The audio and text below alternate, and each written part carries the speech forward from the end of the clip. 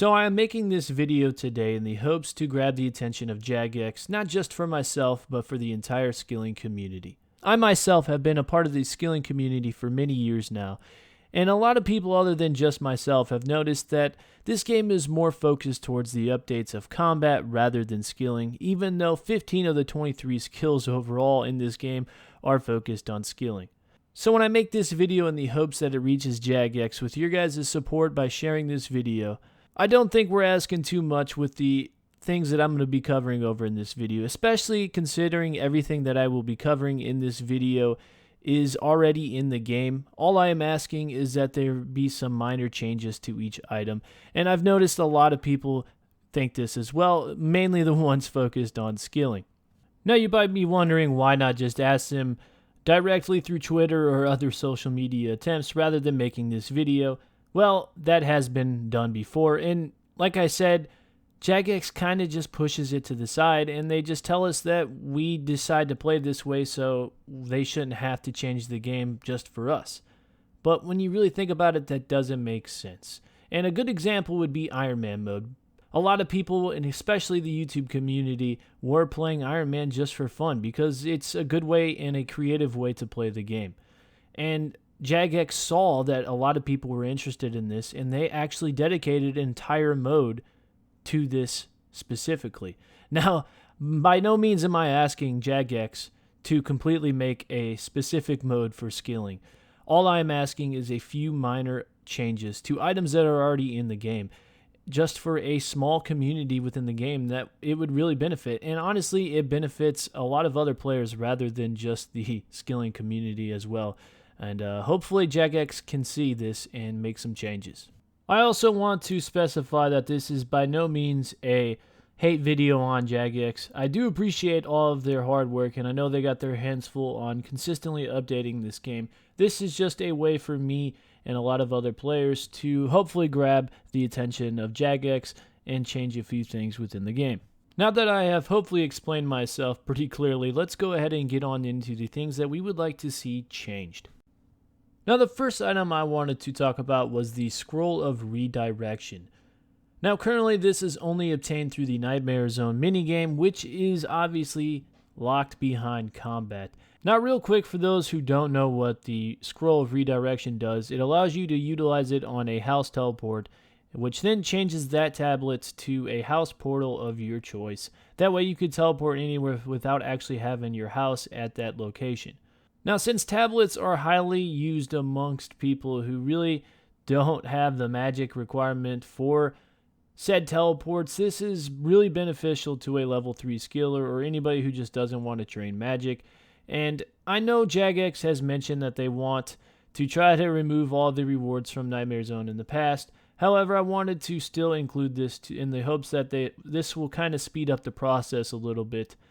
Now, I didn't want to make this video all about requesting changes throughout the game and not give you any examples or ideas of how to change those. So, I really couldn't think of a place to actually move these redirection scrolls to that allows players to obtain them other than Nightmare Zone, until recently with the news of possibly Mahogany Homes coming to RuneScape if it does pass the polls. Now, real quick, if you don't know what this is, it's basically, to sum it up, a Wintertop version of construction. Now, with this being implemented to the game, they could potentially add redirection scrolls as a reward from doing this, which will allow players who do not wish to train magic to actually obtain these scrolls and benefit a lot of other players throughout RuneScape rather than just grinding out on Nightmare Zone.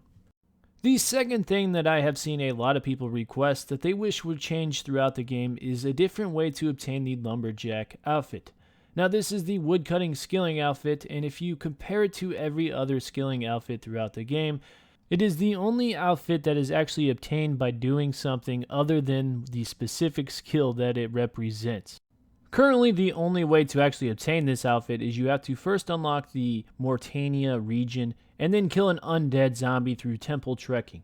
Now, why Jagex chose to do it this way is probably because the Woodcutting Guild was not implemented in the game when this outfit was, but now that the Woodcutting Guild is here, I think it is time for a change, and you can easily take this outfit and somehow implement it into the woodcutting guild, have some type of reward point system or some way, shape, or form to actually achieve this outfit through the woodcutting guild. And to a new player, this would make so much more sense and so much less confusing and just completely fit into the game a whole lot better. Next up on the wishful updates of RuneScape is PuroPiro. Now, we don't actually want the game itself to be changed, as this is a pretty helpful game, especially to people searching for implings throughout the game. However, the one thing within the actual minigame that would be extremely helpful to certain builds, especially skiller types, would be to remove the overall strength experience that you obtain while doing this minigame. Now, at first, you might be thinking, how do you obtain strength experience while doing PuroPiro? And to actually do this minigame, a lot of the times you have to push through these magical wheat to get through the maze and actually catch the implings as they fly over them. And when you do this, it has a high chance of actually giving you 2 strength experience every single time that you push through this. Now, why Jagex actually decided to implement this into the game to begin with really doesn't make any sense, as it's not like it's a viable way of training strength. There's no real purpose to actually giving you the strength experience while doing this. So to remove this really would not affect the game whatsoever, and it would really help out those account builds that do not want to specifically train strength and allowing them to actually utilize this minigame. Again, there's no reason behind it. It's just something that Jagex implemented for whatever reason, and it would benefit a lot of people if they actually took this out of the game. This next one is very similar to the last one, but this is over the Cardist Memoirs. I don't know if I'm saying that correctly, but however, this is pretty much a early teleportation method given after completing the Client of Corinne quest, which gives you access to Zaya. Now, basically what this is a version of the Chronicle, which teleports you to the Champions Guild. However, this one teleports you around Zaya. So pretty much it's a beginner's version of the Jagex talisman. That makes this item very useful to early level accounts or low level accounts, as this does not require any magic levels whatsoever to actually utilize. The only downfall of utilizing this is that it grants you 10 magic experience every time you recharge the book to add more charges to it. Now again, I don't really know why Jagex decided to implement this into the book. However, considering the book itself doesn't require any type of magic, why you would receive magic experience when adding charges to it really doesn't make any sense. And by removing this does not affect the book or the game whatsoever, and would really help out those people who need that early on teleportation access to get around Zaya that don't necessarily want to train magic. Especially when you're comparing it to the only other item in the game, the Chronicle. When adding extra charges to the Chronicle, you don't gain any magic experience when doing that. So why they decided to implement magic experience while adding charges to the Memoirs, again, doesn't make any sense. And hopefully Jagex realizes this and can remove the gained experience from adding charges to the Memoirs. Now, if you've ever had an account build that you don't want to have prayer experience, it's pretty devastating once you realize that you don't have access to the Canifis or Mortania area. And that's because completing the Priest in Peril quest actually gives you prayer experience, meaning all of the content on Canifis or Mortania is actually locked to your account, and there's actually quite a bit of stuff in that area that is pretty useful to your account. That being agility rooftops for some of the best marks of grace per hour available in the game, swamp lizard hunting for low-level hunter training, as well as an extra farming patch, and many more other things depending on your account type. Now, if you've ever actually played RuneScape 3 before, you might know that you can actually gain access to this area without gaining prayer experience, meaning a level 3 can easily complete the Priest in Peril quest and gain access to all of these things. And the way Jagex has done it for RuneScape 3 is instead of giving you the prayer experience at the end of the quest, it instead gives you an experience lamp, which you can choose to actually utilize or destroy depending whether or not you actually want to gain that experience. Now, Jagex can easily implement this into old school RuneScape, which would be highly beneficial to low-level accounts that want to avoid that prayer experience and actually gain access to all this content that is locked behind this quest.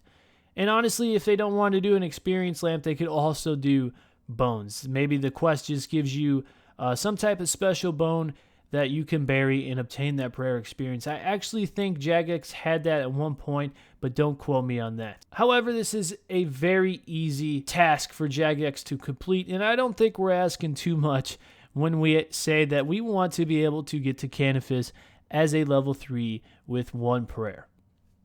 And finally, the last request that we would like to ask Jagex to finally update.